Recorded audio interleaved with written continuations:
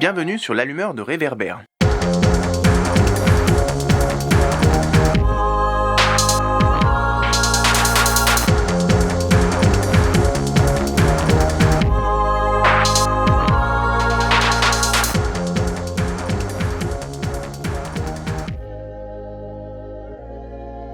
Bonjour à toutes et à tous, nous revoici pour un nouvel épisode des podcasts de l'allumeur de réverbère. Je suis Georges Brites et c'est moi qui animerai cet épisode dédié à un procédé à visée thérapeutique, la médiation animale.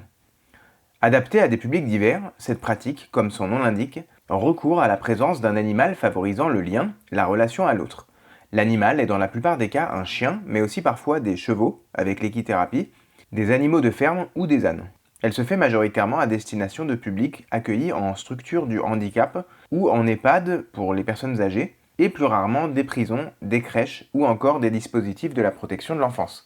Elle permet de maintenir ou de favoriser le bien-être physique et psychologique du sujet et implique généralement une triade d'intervenants, l'animal, le référent et le bénéficiaire. Triade à laquelle peut s'ajouter le personnel soignant de ce dernier. Si cette pratique s'est développée ces dernières décennies, elle est encore peu encadrée et insuffisamment documentée, ce qui peut s'expliquer en partie par le caractère récent du droit animalier dans notre pays. Il existerait par exemple 3 diplômes universitaires en médiation animale en France, à Clermont-Ferrand, Paris-Descartes et Paris 13, mais aucune ne confère un diplôme d'État. En outre, les activités de médiation animale ne faisant l'objet d'aucune reconnaissance officielle, les organismes de formation définissent librement leur contenu, leur durée et leur coût. C'est pour y voir plus clair dans cette approche et ses vertus bénéfiques que nous avons donné le micro à une professionnelle du secteur médico-social. Il s'agit de Anne, assistante sociale et formée en psychologie, qui a travaillé en centre de santé avant d'aller dans un poste en psychiatrie adulte pendant 20 ans, puis 11 ans en IME auprès d'enfants et de jeunes en situation de handicap, et qui pratique la médiation animale depuis 11 ans et demi, avec sa chienne Loubia tout d'abord, qui a maintenant 12 ans, et avec Mouski, la fille de Loubia. Anne nous avait reçus le 7 juin dernier chez elle. Elle commence l'interview en nous décrivant la plus-value et l'intérêt de la médiation animale dans le champ bien spécifique du handicap mental et psychique, avant d'élargir le spectre de ses interventions. Bonne écoute!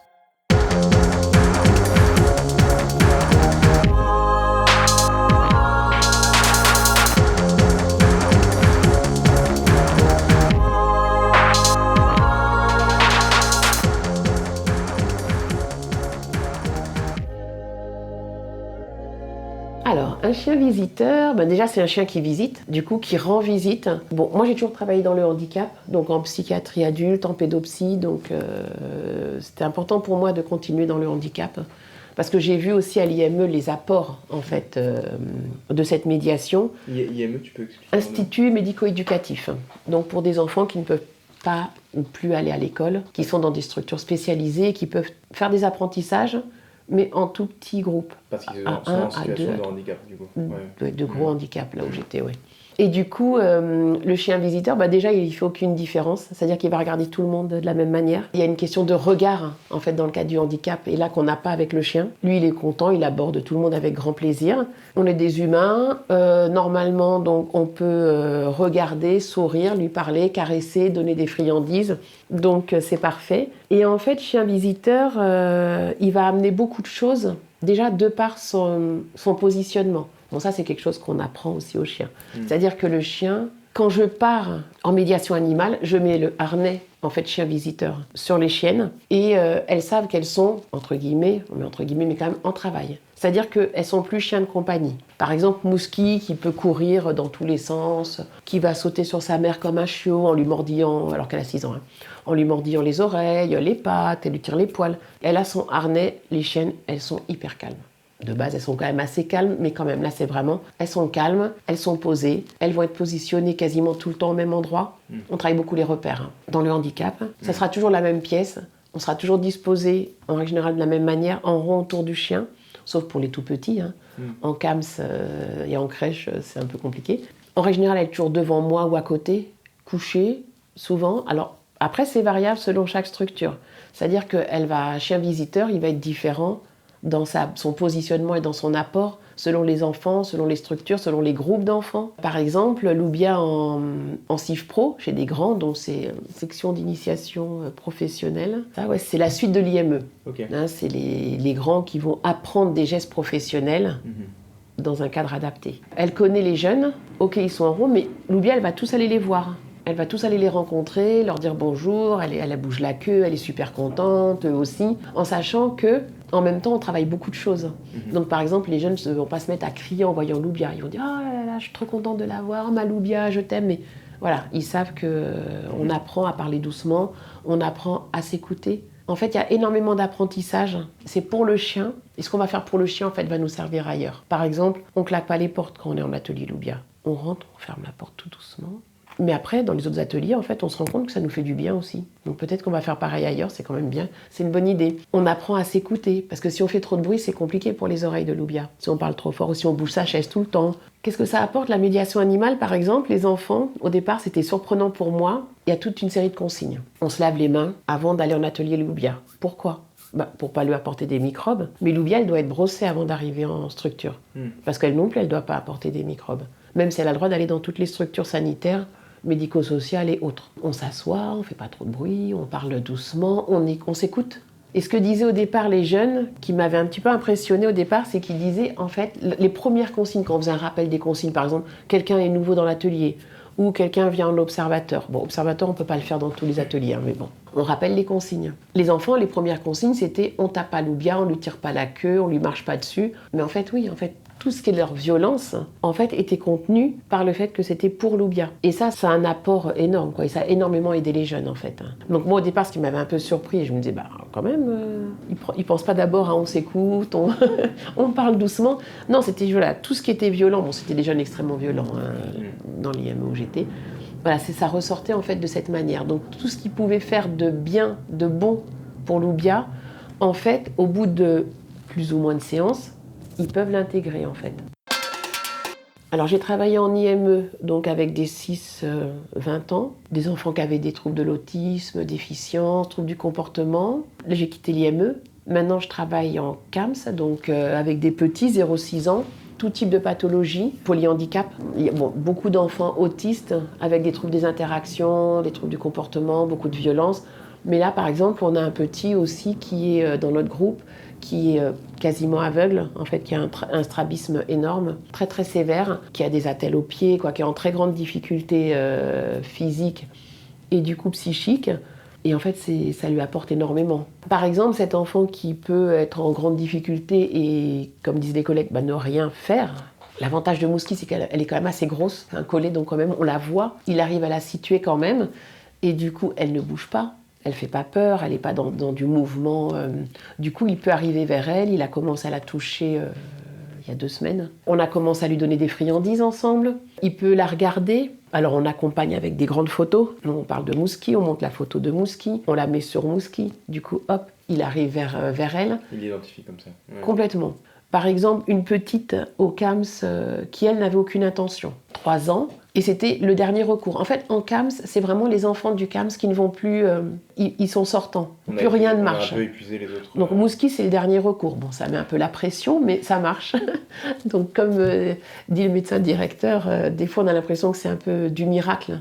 Mais c'est vrai qu'il y a énormément le fait qu'il y ait le calme, l'apaisement que crée le chien, en fait, à être très calme, ne pas bouger. Et cette petite, en fait, elle avait très peur des chiens en plus. On m'avait proposé qu'elle vienne. Elle est venue, elle est arrivée à la porte, elle a vu Mouski, elle a hurlé. La maman l'avait dans les bras. Moi, j'allais proposer qu'on fasse la séance avec la maman et la petite sur le seuil de la porte. Mais en fait, j'ai pas eu le temps parce que la maman est rentrée dans la pièce. La maman avait tellement peur en se disant « c'est mon dernier recours, il faut que ça marche ». Elle a forcé, donc du coup, elle s'est assise. La petite a réussi à se calmer. Bon, au départ, elle a juste regardé, mais vraiment avec méfiance, Mouski. Au fur et à mesure des séances, elle a pu être entre les jambes de l'EJE, l'éducatrice de jeunes enfants, puisqu'elle n'avait pas de tenue posturale. Il fallait la soutenir, et puis elle avait aussi aucune intention, aucune demande, jamais. Donc on regardait Mouski qui était couché, tout ça. Et puis un jour, j'ai pris un gant. C'est des gants de médiation, j'ai que des objets de médiation, c'est-à-dire des gants à picot, des balles à picot. Je suis beaucoup dans le sensoriel, vu que je suis dans le handicap. Je lui ai proposé de mettre un gant, ce qui n'est pas simple, parce que, je veux dire, c'est des sensations particulières. Oui, c'est intrusif. Ça peut l'être. Et en même temps, ça peut être pour certains un tiers entre la main et le chien. Donc on peut les utiliser de différentes manières. C'est ça qui est intéressant. Elle a accepté. Moi, j'ai pris un gant aussi. On était à côté. Et moi, j'ai touché Mouski. Je dis, regarde, je touche Mouski. Et je dis, à toi? Au bout d'un moment, elle a réussi à le faire, elle m'a regardée, on a dit bravo. Bon, on tape des mains tout doux en CAMS, hein. C'est des tout petits, c'est souvent des grands prémas, hein. Donc c'est des petites crevettes, donc vraiment on tape tout doux, tout doux. Et elle avait l'air assez contente en fait d'avoir le bravo. J'ai continué, on a continué comme ça. Et moi j'avais la maman en face de moi, qui en fait a été tellement émue de voir que sa fille pouvait réagir, qu'elle s'est mise à pleurer, en fait, la maman. Et du coup, je lui ai parlé, je ne sais plus ce que je lui ai dit, mais je lui ai parlé. Et tout d'un coup, j'ai senti quelque chose qui n'allait pas. Et en fait, c'était la petite qui me regardait avec un regard noir, parce qu'elle avait touché Mouski, et je n'avais pas dit bravo. Bon, là, la maman s'est remise à pleurer encore plus, évidemment, du coup, parce que voilà, il y a vraiment des choses qui se sont passées. Et là, il y avait une intention, il y avait une demande, et il y avait aussi, c'est aussi de l'apprentissage par imitation. Je fais, tu fais, on y arrive, donc on va progresser. Par exemple, ce qui s'est passé aussi avec Mouski, qui était très intéressant avec la même petite, c'est dans le sens où en fait je dis que vraiment le maître et le chien visiteur, c'est un binôme qui doit être complètement calé, mais on doit laisser aussi une part d'initiative au chien visiteur.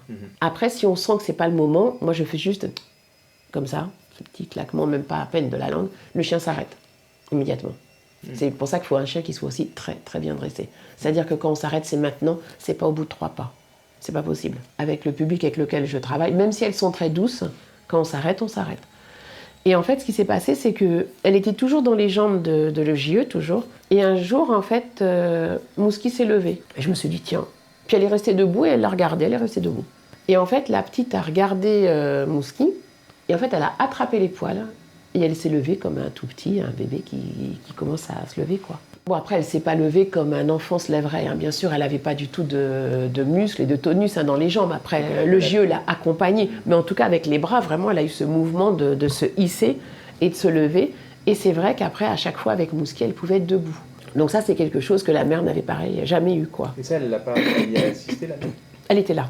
C'était une petite qui n'était pas encore au stade de la séparation, en fait. En CAMS, on travaille la séparation.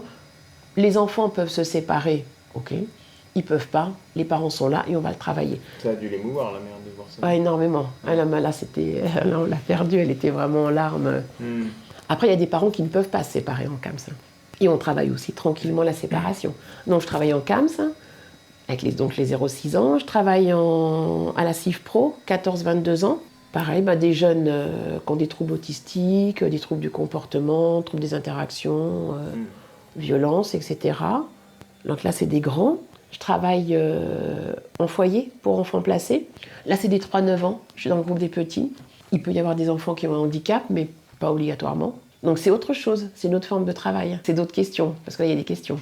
Je travaille en crèche, donc là c'est plutôt 0-3 ans. Et je travaille aussi en RPA, résidence personnes âgées. Parce que je dirais que la médiation animale, elle a la même fonction dans ces différentes structures. Non, elle est totalement différente. En fait, c'est ça aussi qui est très intéressant, c'est qu'elle est vraiment adaptée et adaptable à chaque groupe.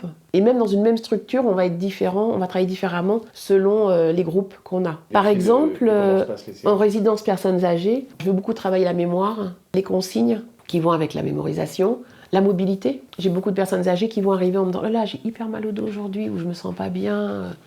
J'ai mal là, j'ai mal là. Et par exemple, qui vont vouloir jouer avec les chiens. Quand je vais en RPA, c'est la seule fois où je vais avec les 2 chiennes. C'est pas du handicap. Et je vais avec le président. Au départ, il voulait ramasser les balles. Et moi, je dis non. Et en fait, les personnes âgées, au contraire, elles ramassent les balles là. On travaille la mobilité, elles caressent, elles brossent, donc elles bougent leur dos. Et la plupart du temps, elles me disent « Ah, mais ça m'a fait du bien, je me sens mieux ». Mais en fait, elles n'ont pas du tout évoqué pendant aucune partie de la séance qu'elles ont... leur mal de dos. Et après, alors, comment dire ? En fait, je travaille l'individuel au sein du groupe. Donc, je ne travaille pas la même chose pour chaque enfant dans le même groupe. Par exemple, je vais travailler pour un jeune que j'ai, par exemple, à la CIF Pro. On va travailler la douceur. C'est un jeune qui est autiste sévère, qui va arriver et qui pourrait appuyer sur le dos de Loubia. Parce qu'il a besoin du contact, du dur. Il faut qu'il sente. Donc, en fait, on travaille la douceur. Un autre qui est très inquiet, très anxieux de tout, il va, par exemple, brosser ou caresser Loubia, mais à distance. Il ne va pas toucher le poil. Donc, on va travailler le toucher. Qu'est-ce que ça fait ? Ça fait des émotions, en plus, le toucher. Donc, avec un autre jeune, qui est autiste sévère, hier, en fait, on a réussi à ce qu'il vienne brosser Loubia. Alors, avec le haut du gant, hein, il n'a pas pu mettre à plat, mais en accompagnement, c'est-à-dire que je l'ai accompagné pour qu'il se lève. D'abord, je l'ai aidé à mettre le gant, il était d'accord. Je demandais, on a mis le gant, mais il voulait de l'aide. Il s'est levé, il fallait que je le tienne, par contre que je le touche au niveau du dos et que j'accompagne son geste pour que le gant touche en fait le dos de Loubia. Ma collègue à un moment s'est dit bah tiens ça serait peut-être bien en fait qu'il s'assoie parce que nous on est très sensible au dos en fait. On brosse et on caresse mais il faut être quand même assez proche pour pas abîmer son dos. On tire pas sur son dos. Sauf que là on pouvait pas aller plus loin. Il pouvait faire comme ça. Il a pu se concentrer, ouvrir les yeux, regarder ce qu'il faisait. Voilà, ça c'est des beaux moments, c'est des moments merveilleux. En CAMS, par exemple, avec les tout-petits, ça va être avoir un regard adressé. C'est-à-dire qu'on rentre en séance. Au départ, les enfants, ils rentrent, par exemple, sur la pointe des pieds, ils plafonnent, ils ont les yeux au plafond, ils crient. Au bout de plusieurs séances, ils vont moins marcher sur la pointe des pieds, ils vont plus être dans notre regard et regarder le chien. Il y en a, ils vont arriver directement vers le chien ou la table, puisque c'est toujours les repères, je mets toujours les objets à médiation aux mêmes endroits. Moi, je suis au même endroit, mais les objets à médiation sont aussi au même endroit. Donc voilà, on va travailler ça, on va travailler la contenance chez les tout petits, on va travailler le toucher, on va travailler le fait de donner la friandise. Ça veut dire qu'on touche le chien, qu'on le regarde, que le chien, il va toucher aussi avec son museau peut-être la main, qui est mouillée. Dans le handicap, on décrit aussi tout ce qu'on va faire. Tout est toujours dit, en fait. Après chaque séance, on a aussi des post-groupes où on réajuste tout ce qu'on a fait, tout ce qu'on va faire la fois d'après, en sachant qu'on est avec de l'humain. Donc en fait, des fois, ce qui est prévu n'est pas du tout, ne se passe pas du tout comme on l'entendait, et il faut être très très adaptable. Et du coup, la médiation animale, elle a du sens que dans la durée quand même. Alors, dans le cas du handicap, oui, parce qu'il faut de la continuité. C'est la continuité qui nous aide. C'est vrai que la temporalité, elle est particulière, hein, parce qu'en psychiatrie, on n'a pas la même temporalité, que c'est pas la même que la nôtre. Mais je trouve qu'en médiation animale, ça va souvent plus vite qu'on le pense, qu'on s'y attend. Donc, on est souvent assez surpris. Par exemple, je peux raconter l'histoire d'une jeune à l'IME qui sautait tout le temps, dans les temps informels, en tapant dans les mains. Elle sautait en l'air, en fait. C'était très angoissant en fait, ces moments informels. Et mes collègues ont proposé qu'elle aille en atelier Loubia, bon, ce qui m'avait un petit peu quand même inquiétée, parce que c'est quand même un atelier où on apprend à être calme. Et je ne savais pas si c'était possible pour elle, même dans un temps non informel, de rester aussi longtemps en fait calme. Donc j'étais la voir, je lui ai expliqué, beaucoup plus lentement que là, qu'en fait, j'avais accepté qu'elle vienne à l'atelier, mais que ce qui m'inquiétait, c'est qu'il ne fallait pas faire de bruit pour Loubia et qu'on ne pouvait pas sauter ni taper dans les mains, donc j'espérais qu'elle arriverait à s'y tenir, que ça ne serait pas trop dur pour elle, parce que c'est ça aussi, la contenance, voilà, des fois c'est quand même c'est complexe, mais qu'en fait je lui faisais confiance. C'est une jeune qui ne parlait pas, mais qui pouvait émettre des bruits. Du coup, elle est venue en atelier, je pense qu'elle est restée 5 ou 6 ans, elle en atelier Loubia. Elle n'a jamais sauté en l'air, elle n'a jamais tapé dans les mains, jamais, pendant aucun atelier.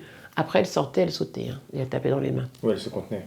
Voilà, mais en tout cas elle était présente avec un grand sourire, même si parfois elle plafonnait, mais en tout cas elle était quand même vraiment très souriante. Nous en fait ce qu'on avait espéré c'était de l'apaisement et du bien-être. Et en fait on a obtenu beaucoup plus que ce qu'on pensait. C'est-à-dire qu'elle est au bout, je sais pas, peut-être d'1 an, bon en tout cas au bout de quelques mois, moi je proposais différentes choses, parce que qu'est-ce qu'on fait en atelier de médiation animale ? On regarde le chien, on pose des questions sur lui, on calcule, il a combien de pattes, les couleurs, quelle couleur elle est, combien de couleurs, on en profite pour faire plein de choses bien sûr, parallèles mais qui vont ensemble. On travaille sur les poils, sur les plumes, sur les cris d'animaux, quoi. Voilà, on travaille sur plein de choses. On caresse, on brosse, on donne des croquettes, ça c'est à la fin parce que c'est le plaisir de tout le monde, ça, des enfants, des jeunes, mais aussi des chiennes. Et je sais plus ce que j'ai dit, j'ai dû dire tiens, qui veut faire ça ? Et en fait on a entendu un moi, mais très très guttural en fait, vraiment un son très grave. Et du coup avec ma collègue, je me rappellerai toujours, on s'est arrêtés. Donc je ne sais plus ce que j'ai proposé, je ne sais pas si on l'a fait. Parce que là, en fait, on a été tellement, dans l'émotion, là, par contre. Parce que c'était la première fois, en fait, qu'elle parlait. Et qu'elle parlait grâce à Loubia, en fait. De ce jour, elle a parlé. Donc, c'est vrai que c'est très, très impressionnant. Bon, là, Loubia est devenue une mascotte. Hein. Là, c'est devenu la vedette. Alors, pas parler comme nous, bien sûr, mais en tout cas, en s'exprimant par exemple, à peur, contente. Voilà, de ce jour, elle a pu parler et exprimer aussi ses émotions. Donc, aussi être mieux comprise. Et même elle, pouvoir plus se rendre compte de ce qu'elle vivait. Elle avait quel âge, à ce moment-là ? Je pense qu'elle avait à peu près 9 ans. Mais pour les parents, ça doit être assez... C'était une enfant placée. Ouais, elle était placée en famille d'accueil. Mais pour la famille d'accueil, oui, ça avait été quelque chose de très fort. Puis même pour dans l'IME, quoi. C'est vrai que c'était quelque chose de... il nous est vraiment arrivé des choses très impressionnantes en fait. Moi j'ai beaucoup travaillé aussi la prévention morsure, donc c'est vrai que le but c'est aussi de pouvoir faire des câlins au chien, mais de façon adaptée, parce que voilà, on n'approche pas sa tête de la tête de la gueule du chien, on fait pas des grands gestes devant un chien, c'est des enfants qui font énormément de gestes brusques, qui crient très fort, qui peuvent partir en courant parce qu'ils voient un chien. Loubia, par exemple, elle a appris aussi à une jeune à pouvoir aller en IM-Pro. C'est un IM-Pro à Paris, parce qu'à l'époque, on travaillait avec Paris aussi, dans la structure où j'étais. Et elle pouvait pas, parce que dès qu'elle voyait un chien, elle traversait en courant. Donc, elle pouvait se faire renverser. Moi, à l'époque, je faisais aussi l'apprentissage des trajets. Et donc, on a fait des trajets pendant des mois, en fait, avec Loubia, et en croisant un maximum de chiens. Et en fait, elle a continué son parcours comme ça, mais autrement, elle n'aurait jamais pu, quoi. Il n'y avait pas de transporteur dans l'IM-Pro à Paris, donc il fallait qu'elle aille toute seule, quoi. La maman ne pouvait pas l'accompagner, donc... un jour, à une fête de l'IME, en juillet, les parents d'une petite viennent me voir et me disent « Oh là là, on voulait vous remercier, merci, merci, merci pour tout ce que vous avez fait pour notre fille. » Et je dis « Ah bon ?» Et ils me disent « Bah oui, avec Loubia, vraiment c'est merveilleux. » C'était des parents en fait qui avaient une petite fille, donc elle avait à l'époque 8 ans, je pense, 8-9 ans. Nous, on accueillait à partir de 6 ans à l'IME. En fait, c'est une petite qui ne dormait pas. En fait, elle dormait comme un nourrisson, c'est-à-dire qu'elle se réveillait toutes les heures, toutes les 2 heures. Donc, c'est des parents qui ne dormaient pas depuis 8-9 ans. Donc, il y avait des nuits qui étaient épuisées, et voilà, vraiment, mais totalement épuisées. C'était quand même très, très compliqué, même au niveau relationnel, ça devenait un petit peu compliqué. Et en fait, un jour, elle a demandé, elle était en atelier Loubia, elle a adoré cet atelier. Et un jour, elle a demandé à avoir une peluche Loubia. Ils ont acheté une peluche Loubia. Et qu'ils ont appelé Loubia. Bien sûr. Bien sûr, elle s'est appelée Loubia, exactement. Un jour, quelques temps après, elle a demandé à ce que Loubia ait un petit couffin. Parce qu'à l'IME, elle avait un sorte de tapis assez épais, quoi, où elle pouvait se coucher. Puisque Loubia, elle participait à tout à l'IME. Elle participait même aux réunions avec l'ASE, elle participait à toutes les réunions avec les parents, voilà. Donc elle avait son espace à elle, dans mon bureau. Et donc ils ont acheté le couffin, ils achètent le couffin, la nuit arrive, le soir arrive, et donc ils disent au revoir à leur bonne nuit à leur fille. Et leur fille dit « Dors, Loubia ». Elle dit « Dors, Loubia ». Elle ferme à la peluche, elle ferme ses yeux, et elle s'endort. Et de ce jour, elle a dormi. Normalement, elle a fait ses nuits. Donc... Faut pas perdre la peluche. Il faut pas perdre la peluche. Après, pour les enfants, souvent, quand Loubia n'est pas avec eux, elle dort aussi. Il y a ça aussi, ce lien-là. Toujours bien sûr lié au chien. Tu veux dire quoi, qu'eux, ils s'imaginent qu'elle dort? Oui, parce qu'ils me disent, mais elle fait quoi en fait, Loubia, quand elle n'est pas avec nous? Elle dort. En fait, elle fait rien si elle n'est pas avec eux. Pour eux, c'est... Ou elle est avec eux, ou alors... Et en même temps, ils apprennent que Loubia et Mousquet elles viennent aussi dans différentes structures. Par exemple, à la CIF-Pro, je demande aux jeunes, même si Loubia les brossait à chaque fois avant d'aller en structure, quand ils ont fini de brosser Loubia, de me nettoyer tous les gants, d'enlever tous les poils. Bon, c'est une mission que tout le monde se dispute, donc... Et je leur demande ça parce que je leur explique qu'en CAMS et en crèche, en fait, les bébés, ils sucent. Ils ont besoin de sucer, de téter un peu des fois les gants, et que donc, il ne faudrait surtout pas qu'ils mangent un poil. Même si moi, je revérifie après. Je veux dire, c'est renettoyé, c'est désinfecté, bien sûr, à chaque fois. Néanmoins, ça aussi, c'est intéressant. On fait aussi pour. Parce qu'on sait que, Loubia et Mousquet, elles vont aussi voir des enfants qui sont aussi très en difficulté. Et donc, on pense aux autres aussi. Voilà, c'est pas que pour soi. Des enfants aussi, des fois, qui ont des difficultés pour parler. Donc, Loubia et Mousquet, je leur ai appris à répondre aussi aux gestes pour allier le geste à la parole. Par exemple, si je fais ce geste-là, je lève la main, par exemple, droite en l'air. Si je parle pas, Loubia sait qu'il faut s'asseoir. Si je baisse ma main par terre, elle sait qu'elle se couche. Si j'étends ma main comme ça, vers la droite, en l'ouvrant, elle sait qu'elle doit être debout. Mais ça m'a permis que du coup, des enfants non parlants, puisqu'on en a beaucoup en fait, puissent travailler avec plaisir avec Loubia ou Mousquet. Et en même temps, elle les comprend. Parce qu'en fait, si on fait ce geste, ah mais oui, elle s'assoit. Sauf qu'on allie le geste à la parole. Si on fait le geste, on dit assis. C'est-à-dire que si l'enfant il fait A, I ou I, c'est gagné. Donc ça, voilà, ça c'est très intéressant aussi. Moi j'ai en tête, mais je ne sais pas si tu veux en parler un peu, mais tu nous avais parlé d'un enfant en protection de l'enfance dans un foyer. Je pense qu'il avait été trouvé, il était élevé avec 2 chiens. Tu veux nous en parler un peu? Donc en fait, c'est un enfant qui était à l'IME. Et un jour, mes collègues m'ont demandé si j'accepterais de le prendre en atelier Loubia, dans le sens où c'est un enfant qui avait été retiré de sa famille, parce qu'en fait, il vivait avec 2 chiens, il mangeait avec les chiens, il dormait avec les chiens, donc il avait une stature d'un enfant de 2 ans de moins qu'il devrait avoir, il aurait dû avoir. sa petite sœur aussi. En fait, sa petite sœur a été hospitalisée et de là, ils ont pu faire le signalement, retirer les enfants. Alors c'était très compliqué parce que c'est un enfant qui était énormément à quatre pattes, comme un chien bien sûr, qui aboyait. Quand il est arrivé du coup à l'IME, qui était très peu debout, donc très peu verticalisé, ça m'avait paru un peu compliqué au niveau de l'atelier Loubia parce que je me disais c'est pareil, c'était un petit peu comme pour la jeune, on est dans quelque chose de calme, de posé. En fait on change le cadre.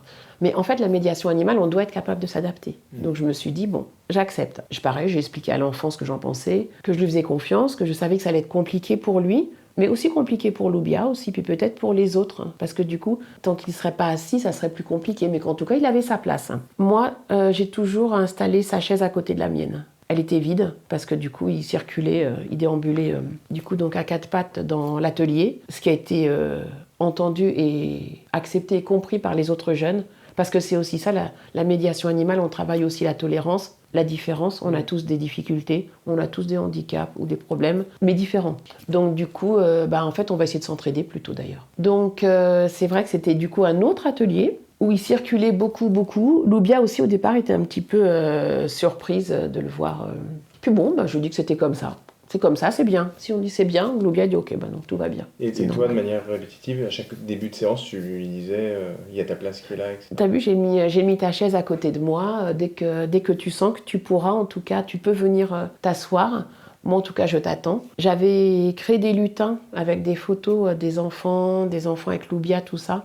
Et donc, je mettais souvent le lutin aussi à sa disposition parce que je sais qu'il était très intéressé par les photos.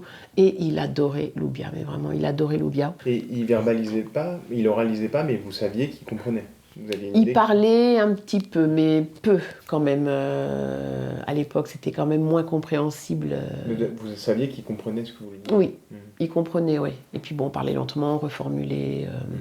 Et en fait, un jour, c'est pareil, donc au bout de quelques séances, quand même, ça a duré, je pense, quelques mois, mais pas des années. Il a grimpé sur moi et il s'est mis en position fétale. Et en fait, sur le coup, avec mes collègues, on s'est regardé parce qu'on a regardé la chaise. Et en fait, là, on s'est dit, mais non, en fait.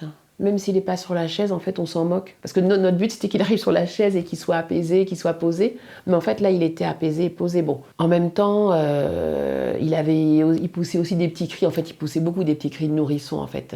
Je pense que c'est un enfant qui n'avait pas été pris dans les bras, qui avait été laissé en pleurs sûrement pendant très longtemps, qui n'avait pas été apaisé, en fait, ni contenu. Donc, mais du coup, voilà, en fait, on a commencé c'est vraiment une autre ère, en fait, qu'on a démarré à ce moment-là.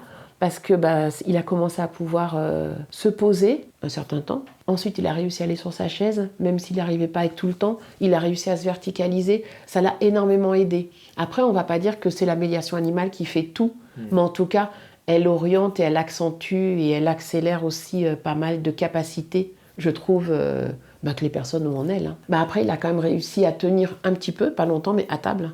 Parce qu'en fait, c'est un enfant qui ne pouvait pas tenir à table. Manger, c'était quelque chose de très compliqué. Il avait toujours dû un peu se battre pour manger et réussir à récupérer quelques restes. Là, il avait quand même des choses à disposition, mais c'était quand même compliqué de rester à table avec les autres. On a vraiment démarré avec du pain et de l'eau. Et ensuite, on a commencé à pouvoir savoir un peu ce qu'il préférait. Donc pour pouvoir l'aider à s'alimenter du coup d'une meilleure manière, et puis travailler aussi beaucoup avec la famille d'accueil bien sûr qu'il avait du coup à domicile quoi. C'est un enfant qui venait très très très régulièrement voir Loubia, qui venait dans mon bureau pour me poser plein de questions d'ailleurs parce que il s'exprimait plus ou moins bien mais on le comprenait. C'est cet enfant d'ailleurs qui m'avait demandé elle a quel âge Loubia et je lui avais dit elle a tel âge et il m'avait dit mais c'est quand sa date d'anniversaire et je lui avais dit, il m'avait dit pourquoi tu as choisi cette date là et donc c'est un enfant qui venait beaucoup et qui donc avait appris à se mettre derrière Loubia parce qu'on ne peut pas mettre sa tête donc du coup devant la gueule et à la caresser, ça l'apaisait énormément. Donc ses moments ressources, c'était il venait faire ça. Et un jour je sors pour aller en atelier Loubia, je tourne la tête de l'autre côté, qu'est-ce que je vois? Je le vois avec un extincteur dans les bras, alors c'est très lourd, il est tout petit, menaçant en fait, menaçant, il y avait des collègues et des enfants, donc je dis il y a besoin d'aide. Non, c'est bon. Et puis Loubia, c'est un chien qui, les chiens visiteurs en fait, ils n'ont pas besoin de laisse, ils savent marcher au pied. Sans tirer quoi. Donc si on dit au pied, c'est au pied. Si on s'arrête, le chien s'assoit quoi. Voilà. Mais en structure, je mets toujours une laisse au chien visiteur, quelle que soit la structure. De base, j'ai décidé que c'était comme ça en fait. Et là, Loubia tire un peu vers lui. Bon, pour moi, c'est une erreur. Je réfléchis même pas. Et je vais pour repartir de l'autre côté en disant, c'est sûr. Et on me dit, oui, oui, t'inquiète. Et là, en fait, ce qui s'est passé, c'est quand je vais pour partir vers la gauche, en fait, Loubia a tiré. Et comme c'est un chien qui ne tire pas, évidemment, moi, je tiens la laisse assez lâche. Et en fait, elle est partie vers le jeune, mais à toute vitesse. Bon, c'était quoi? Je sais pas, peut-être même pas une trentaine de mètres. Hein. Elle est partie vers lui très vite et elle s'est assise en le regardant, en le fixant dans les yeux, en levant la tête. Et en fait, le jeune a posé l'extincteur en la regardant et il s'est positionné derrière Loubia comme il le faisait à chaque fois dans mon bureau. Et tout s'est apaisé de cette manière. Et ça, c'était vraiment quelque chose d'extraordinaire. C'est dans le sens où je dis... Il l'a prise dans les bras. Ah oui, il l'a vraiment prise dans les bras comme il faisait d'habitude, comme il avait appris à le faire, vraiment, dans le cadre de la prévention morsure, quoi. Vraiment, il était dans autre chose, quoi. Et c'est dans le sens où je dis que les chiens visiteurs, ils ont aussi des initiatives et que, des fois, c'est eux qui savent aussi, même si on est un binôme. Et qu'il faut accepter quand on est en binôme, justement, des fois, c'est l'autre qui a raison. Toujours dans le cadre, bien sûr, où on est dans le cadre de la protection du chien, quand même, hein, bien sûr, on n'oublie jamais ça. Hein. Protection s'il y a des gestes violents ou des choses comme ça. Là, j'ai pas eu le temps de réagir. Bon, tout s'est calmé, du coup. Et tous les jours, jusqu'à ce que je quitte l'IME, cet enfant m'a rappelé. Tu te rappelles, il disait Nan, parce qu'il n'avait pas dit Anne. Nan, le jour où Loubia, elle t'a désobéi. Bon, il ne le disait pas de cette manière, hein. Mais en tout cas, c'était ça, en fait, qu'il disait. Et c'est vrai. C'est vrai que ce jour-là, je lui ai dit, oui, c'est vrai, en fait, tu as raison, c'est Loubia qui savait là. C'est Loubia qui savait ce qu'elle devait faire pour t'aider et elle a eu raison. Donc c'est vrai que voilà, il y a des initiatives comme Mouski qui s'est levé avec la petite, qui a pu du coup apprendre à se lever, comme Loubia là qui a été parce qu'elle a senti qu'il y avait danger et que fallait réagir et qu'elle savait qu'elle pouvait, vu la relation qu'elle avait avec ce jeune et qu'il avait avec elle. Donc voilà, mais quand je dis par exemple qu'il faut aussi être dans le cadre de la protection, c'est-à-dire qu'on fait toujours attention quand même, on prend soin de son chien. Le chien visiteur, il donne beaucoup, il apporte beaucoup, il retire beaucoup parce qu'il reçoit beaucoup, parce que il a beaucoup de friandises, de caresses, donc c'est des journées que les chiens adorent. Mais il faut aussi faire attention. Par exemple, moi je travaille dans un milieu qui est souvent quand même à ce qui peut être violent, c'est à moi de prendre soin de mon chien, de faire attention. Si par exemple je sais qu'un enfant peut être plus violent, ou même sans faire exprès, les enfants du foyer, souvent ils balancent très très fort leurs pieds sur leur petite chaise. Bon voilà, on met un cercle un petit peu plus large. Si un enfant qui est plus en difficulté sur le plan de la violence, on va l'avoir à côté de soi. Après, c'est à moi d'aménager les choses pour que tout se passe bien pour le chien. C'est vrai que c'est des chiens qui n'ont jamais reçu de coups. Pareil, à un moment, je repense à un enfant justement qui était extrêmement violent, un autre enfant placé, mais du CAMS, qui était en fin de parcours. 6 ans. C'est un enfant qui pouvait vraiment me piquer des très très grosses crises et ma collègue EJE avait dit voilà quoi, c'est chien visiteur ou alors s'il n'y a pas la médiation, je ne sais pas ce qu'on peut lui proposer. En fait, on n'y arrive plus et il est dans une violence envers tout le monde, quoi, ce qui devient complexe.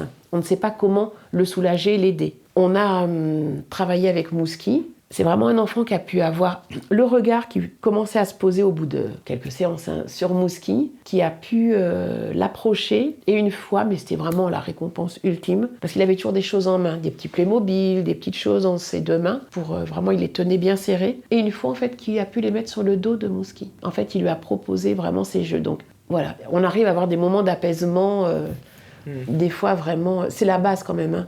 L'apaisement, le bien-être de l'enfant. Hein. Comment t'expliques la médiation animale ?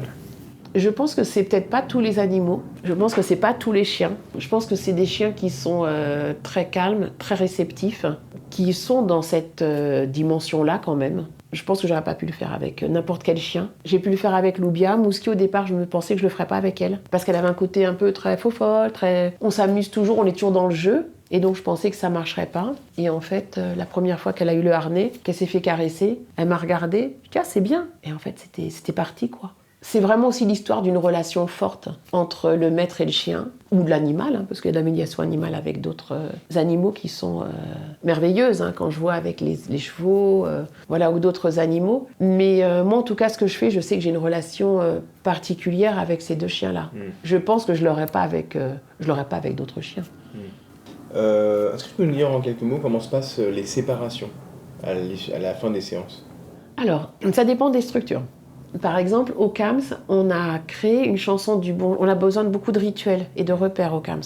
Donc on a une chanson du bonjour, une chanson de le revoir, qu'on a créée par rapport à Mouski, avec du macaton. Donc on signe en même temps « Bonjour, bonjour ». C'est le chien Mouski. Donc voilà, c'est une chanson qu'on chante à chaque fois. Elle est aussi avec les pictos. On a travaillé avec les orthophonistes aussi, qui nous ont aidés pour mettre les pictos. C'est très intéressant du coup. Et on a créé une chanson de le revoir. C'est pour ça que du coup, on peut travailler la séparation. Le bonjour, ça va encore parce qu'ils sont déjà rentrés. Le revoir, il va falloir se séparer. Donc le revoir, par exemple, au CAM, c'est on va mettre les chaussures, on va se rhabiller, on va dire au revoir à Mouski, on va faire la chanson de le revoir. Et juste avant, on aura donné la friandise. C'est pour ça que c'est ritualisé. Dans le sens où à un moment, une collègue avait proposé, tiens, là, c'est un petit peu peut-être compliqué pour l'enfant, est-ce qu'on donne la friandise maintenant? Et on s'est dit non, on reste sur notre rituel parce que la friandise, quand on a donné la friandise, après on met les chaussures, après on fait la chanson de le revoir et après on part, on quitte la salle. Par exemple, le jeune qui est arrivé, le petit là, qui a 2 ans, qui voit très mal, qui est arrivé depuis avril, mais plutôt fin avril, il n'est pas encore trop dans cette séparation. Lundi, il est revenu 3 fois. Il était avec la maman, hop, mais il est quand même revenu 3 fois vers la salle parce que il voulait revenir quand même voir Mouski. Voilà. Donc ça se travaille, voilà, tranquillement en douceur. Avec la CIF Pro, la fin de séance, c'est les friandises, avec des consignes, on travaille. Le geste, le regard adressé, il y a énormément de consignes. Ça veut dire qu'avant de se dire au revoir, il va falloir appeler Loubia, qu'elle vienne, qu'elle nous regarde, parce que Loubia, des fois, elle fait comme nous, elle regarde ailleurs. Voilà. Donc c'est comme nous quand on n'écoute pas trop, hein. Donc hop, on attend qu'elle nous regarde. Là, on se lève, là, on regarde ses pieds, parce qu'on ne peut pas marcher sur Loubia. On regarde où on marche. Donc Loubia marche au pied du jeune. On va se mettre à un autre endroit de la pièce. On va être debout donc. On va regarder Loubia. Et là, on va lui donner la croquette quand elle nous regarde. Après ça, quand tous les jeunes l'ont fait, on va pouvoir se dire au revoir. Et eux, ils vont nettoyer les gants pendant que moi, je suis en post-groupe avec ma collègue ES. Ça, c'est la CIF Pro. La crèche, c'est des tout petits qui vont venir ramper ou avancer vers Mouski. Il n'y a pas de consigne parce que ils sont trop petits. Eux, par exemple, au niveau de la séparation, c'est quand nous, on sent que ça devient un petit peu fatigant. Moi, je donne des temps de 10 minutes. En crèche, c'est tout petit. Hein. Des temps de 10 minutes pour 4 groupes de 4 enfants. Donc, ça veut dire qu'il y a 4 enfants pendant 10 minutes auprès de Mouski. Et après, on change avec les collègues de la crèche. Donc, la séparation, c'est plus, voilà, on sent qu'il y a un enfant, là, ça devient un petit peu long. Ok, il va repartir dans la salle commune. Après, il y a un enfant qui peut rester un petit peu plus parce qu'en fait, il va rester avec l'autre groupe parce qu'il est tellement en train de fixer Mouski avec des yeux ronds et un sourire immense. Là, c'est vraiment, on le fait vraiment au gré de ce qu'on ressent par rapport aux enfants. Le foyer, c'est les croquettes. Quand on a fini les croquettes, en fait, le foyer, c'est différent. Avant qu'ils donnent les croquettes, je leur donne un petit livre. J'ai des petits livres cartonnés, en fait, sur les chiens et les chiots. Et du coup, ils se passent le petit livre. Ils savent qu'après, ils vont avoir la croquette à donner et qu'après, on va y aller. Donc, eux, ils ont créé ce rituel. C'est pas moi qui l'ai inventé. Ils ont créé ce rituel où tous, avant, ils disent au revoir, ils mettent tous les mains sur Mouski en la touchant. Donc, il y a toutes les petites mains sur Mouski pour lui dire au revoir. Ça, c'est les petits du foyer qui ont inventé ça. Et ils le font à chaque fois. La RPA, c'est les croquettes. Et puis, on se dit au revoir. Donc, voilà, c'est vraiment différent selon chaque structure. Est-ce que tu dirais que pour la chienne, c'est un exercice de don sans contre-don? En fait, elle est là, elle apaise un peu les enfants. Elle capte beaucoup de choses, donc c'est fatigant pour elle. Voilà, comment tu vois un peu ce truc-là du don En fait, la chienne, elle est... Bon, c'est vrai qu'elles sont très heureuses de venir. C'est vrai que dès qu'elles voient le harnais, elles sont super heureuses, elles attendent qu'on le mette. Mais ça les pompe quand même émotionnellement. Il y a les émotions des enfants, on est dans le handicap, les émotions sont très fortes. Et même au niveau du toucher, quand ils touchent le chien, bien sûr. C'est pour ça que souvent on accompagne le geste. Après, on n'a plus besoin de le faire, mais souvent pendant un temps, on est obligé de le faire. Il y a ça, il y a ce don-là avec beaucoup d'émotions et aussi qu'elles reçoivent des jeunes et des moins jeunes. Et je trouve quand même que ça les fatigue parce que quand elles arrivent, elles dorment, quand on rentre. En même temps, elles reçoivent aussi beaucoup puisque elles, ce qu'elles adorent, ces 2 chiennes-là, je parle de mes chiennes. Je ne parle pas pour d'autres animaux, mais elles, c'est qu'elles ont des croquettes en rab. Et plein de caresses, plein de brossages, donc ça elles adorent, elles pensent qu'à ça. Donc ça, c'est génial. Mais par exemple, je ne vais jamais faire 2 séances de médiation dans la même journée. C'est à moi aussi de les protéger. Et donc par exemple, et puis c'est des séances qui vont pas durer des heures. Jamais. Pourquoi ? Parce que je pense qu'il faut qu'elles aient déjà un temps de récupération, mais elles sont aussi chiens de compagnie de base. En fait voilà, c'est vraiment à moi de bien évaluer et de faire attention à elles en fait. Tout à l'heure, je parlais de binôme, maître-chien.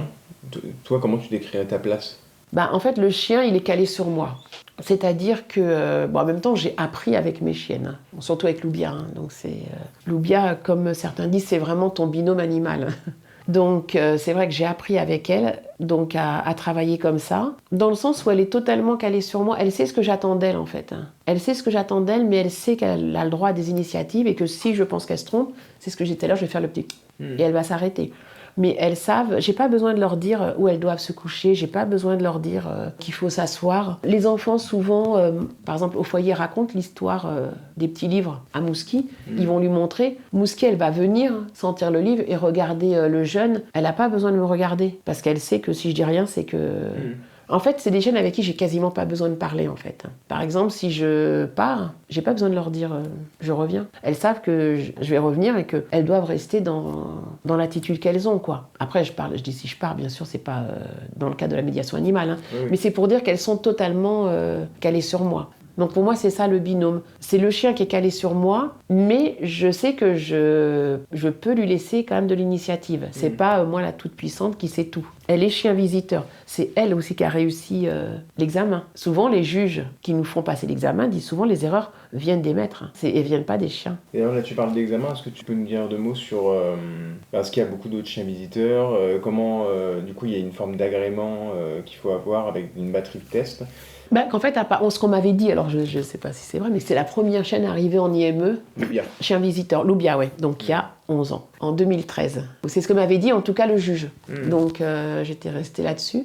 Après, j'espère qu'il y en a d'autres parce que vraiment, je trouve qu'il y a un tel apport que... Toi, tu as connaissance d'autres chiens visiteurs? Est-ce qu'il y en a beaucoup en France Non, j'ai pas connaissance. Je sais que j'ai énormément de demandes et que justement, c'est aussi en fonction de... Comme c'est ce que je te disais tout à l'heure, je refuse aussi parce que c'est des chiens, c'est des animaux, c'est des chiens de compagnie aussi, je veux dire. Donc, il faut leur laisser leur espace où on se fait des grandes balades en forêt, où elles peuvent rester... Alors, c'est vrai que les collés, c'est des chiens qui peuvent marcher beaucoup et qui peuvent aussi rester en chien de compagnie.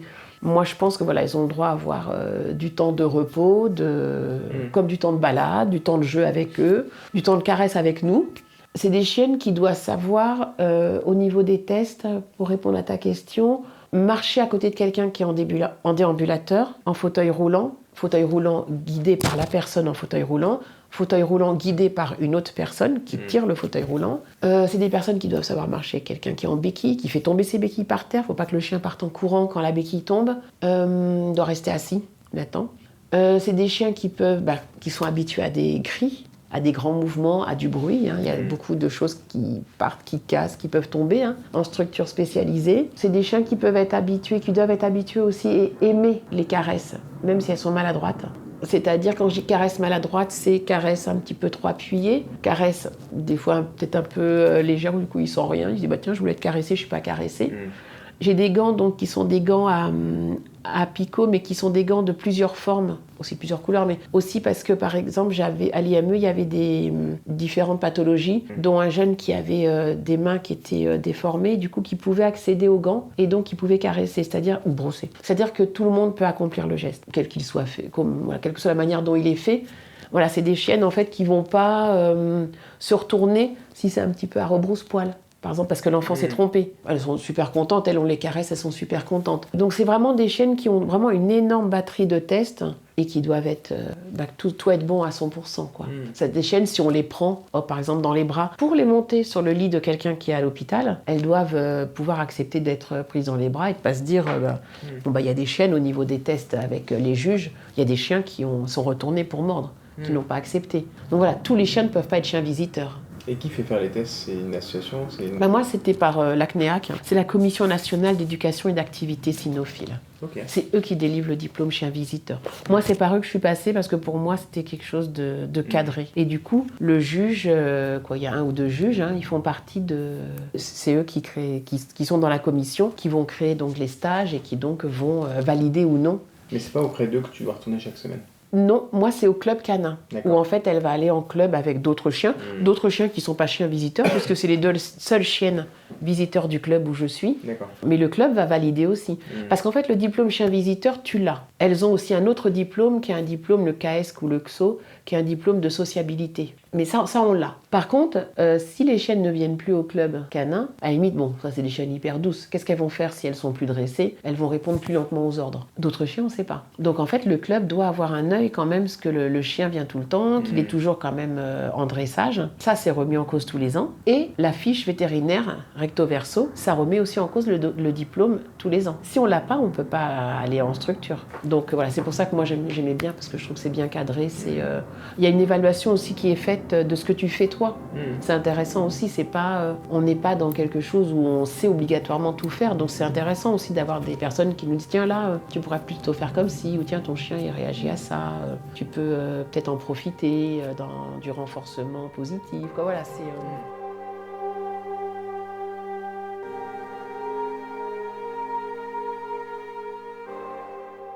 Nous arrivons au terme de notre épisode. On remercie Anne pour le temps précieux qu'elle nous a accordé et souhaitons beaucoup de courage à elle et aux membres des équipes éducatives et psychosociales avec lesquelles elle travaille, et qui œuvrent de bonne foi tous les jours pour améliorer le bien-être des personnes en situation de handicap mental, psychique, physique ou social. Et j'espère que cet épisode vous a intéressé et n'hésitez pas à le partager si c'est le cas, de même que vous pouvez vous abonner au blog et suivre les publications de la Lumeur de Réverbère sur les réseaux sociaux, Facebook et Twitter. Nos podcasts sont quant à eux accessibles sur les plateformes Spotify, YouTube et audioblog Arte Radio. A bientôt et gardons nos lanternes allumées. Can't burn me.